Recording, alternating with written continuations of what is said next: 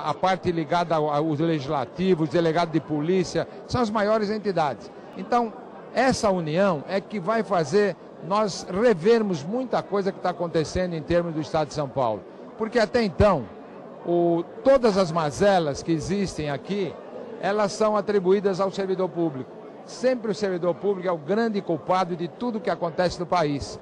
E isso já vem vindo, principalmente na era Collor, quando ele se elegeu, dizendo que o servidor público era um marajá. O servidor público era vagabundo, o servidor público não trabalhava.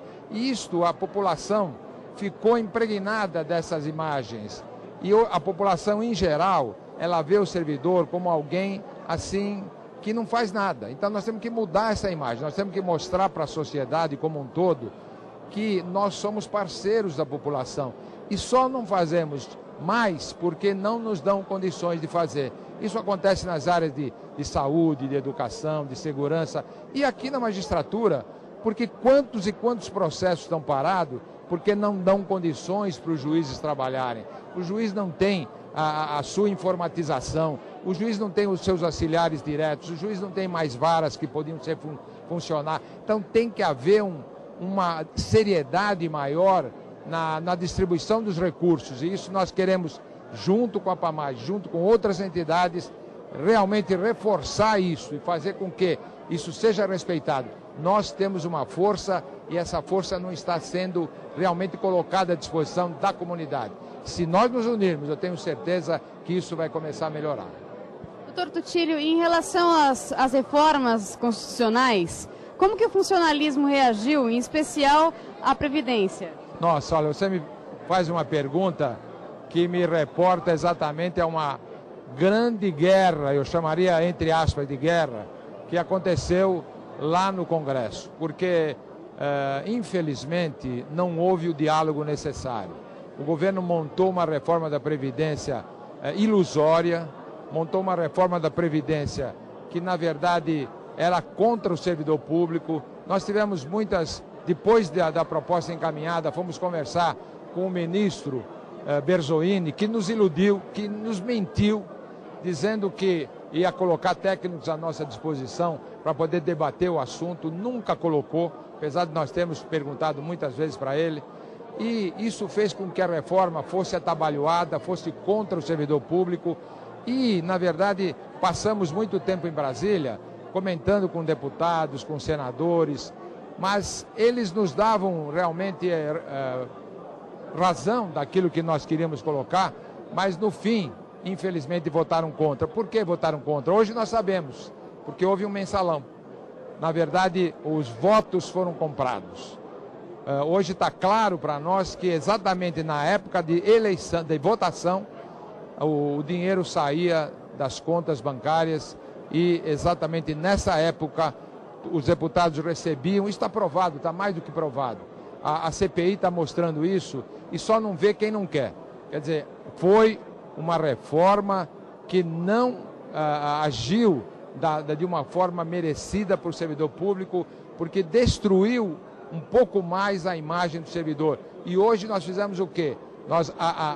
Hoje nós temos que a grande maioria dos servidores que poderiam dar ainda muito para o governo, que tem uma larga experiência, na verdade ele teve necessidade de se aposentar, então perdemos grandes cabeças e hoje, na verdade, nós temos um problema seríssimo dentro de cada organização, de cada instituição, de cada ministério. Ministério, se nós formos falar em ministério, o que o governo federal fez com os ministérios, ele colocou pessoas exatamente sindicalistas, substituindo aqueles que tinham realmente um cabedal de conhecimento, ele substituiu por sindicalistas que não tinham nenhuma visão daquilo que era governo, nenhuma visão daquilo que era administração. E aí houve o caos que está acontecendo em todos os setores e esta podridão que nós temos aí de uma corrupção graçando em todos os sentidos e a gente não podendo realmente fazer aquilo que deveria fazer. Acho que ainda temos um caminho pela frente muito grande para reverter tudo isso e fazer com que realmente o servidor seja valorizado e que, na verdade, a gente possa ter uma imagem diferente perante toda a população. Muito obrigada, doutor, pela entrevista. Muito obrigado tudo de bom para vocês e que a gente tenha um grande ano de 2006, com muita paz, saúde e que integrados para poder melhorar um pouco essa imagem do servidor. Se Deus quiser. Boa noite, estamos aqui com a doutora Herta Palermo, que é presidente do Instituto Paulista dos Magistrados. Boa noite, doutora Herta. Boa noite. Qual o desafio, assim, na sua opinião, que a senhora acha que o maior desafio que a Pamages vai enfrentar nessa nova gestão? Eu acho que a Pamages tem grandes desafios pela frente. A gente está num momento tremendamente delicado em termos institucionais no país e a associação, evidentemente, vai lutar pelas prerrogativas dos magistrados, mas é preciso que se entenda que nessa luta a defesa das prerrogativas dos magistrados implica na defesa da própria cidadania. Porque sem um judiciário forte, livre, autônomo e independente, não há defesa dos direitos dos cidadãos. E a associação está nessa situação delicada, porque é um momento de muitas mudanças, e na esfera nacional a gente percebe essas mudanças, o judiciário vem sofrendo um desgaste muito grande durante um grande período, e é fundamental que ela consiga agregar os próprios magistrados para fortalecer a instituição na defesa não só das prerrogativas, mas principalmente do próprio Poder Judiciário. A senhora tocou no assunto do judiciário, né? Qual a sua visão em relação às reformas recentes? A reforma do judiciário, a reforma constitucional, na minha visão, até o Instituto chegou a promover na época, pouco antes da aprovação da emenda constitucional, um congresso especificamente sobre isso. A gente já tinha, naquela ocasião, já se detectava que a reforma não mexeria nos grandes problemas do judiciário, nas grandes questões institucionais elas não foram tocadas. Alguns passos importantes foram tomados, mas ainda está muito distante do que se espera para se ter um judiciário realmente autônomo, né? Assegurar uma independência econômica, uma autonomia financeira é fundamental, e sem isso não tem como se garantir a autonomia do judiciário. Além disso, é necessário um avanço maior na democratização interna do poder. E nesse ponto a reforma foi extremamente tímida, poderia ter avançado já em muitos aspectos.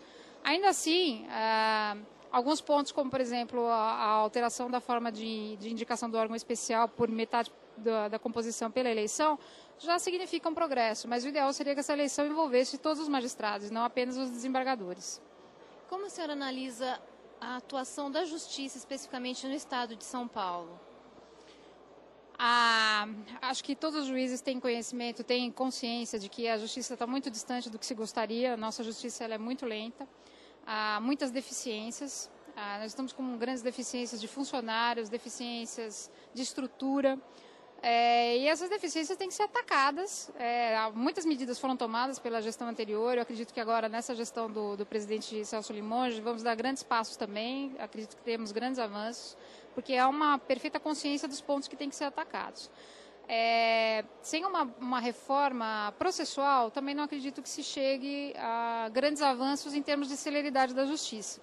Um importante passo foi a aprovação recente da lei que altera a execução. É importante ressaltar que essa proposta era da Associação dos Magistrados do Brasil, da AMB, e após a votação foi aprovada, ainda tem um prazo de 6 meses, né, de vacância da lei para iniciar, mas ainda assim é apenas um tópico que foi atacado, que foi a questão da execução. Há muitas outras questões envolvendo o processo que precisam ser alteradas também. Sem esse enfoque, não há como a gente considerar que uma medida paliativa vá trazer celeridade se a gente utiliza um procedimento que é totalmente arcaico. Então, mas acho que todos têm consciência disso. O trabalho tem sido feito em vários níveis e todos esses pontos têm sido atacados sistematicamente. Então, na minha visão, nós estamos num momento em que temos que ser otimistas, porque as perspectivas são boas, né? A gente percebe uma renovação no próprio Tribunal de Justiça e agora essa gestão da associação, o presidente Amorim assumindo, ele tem um poder de agregar, porque é uma pessoa que naturalmente agrega. O vice-presidente Calanda também, Paulo Dimas, são pessoas que representam, né, dentro da instituição. Então acredito que nós temos que ser otimistas porque o caminho me parece que será bom. Encerramos mais um Frente a Frente com a Justiça.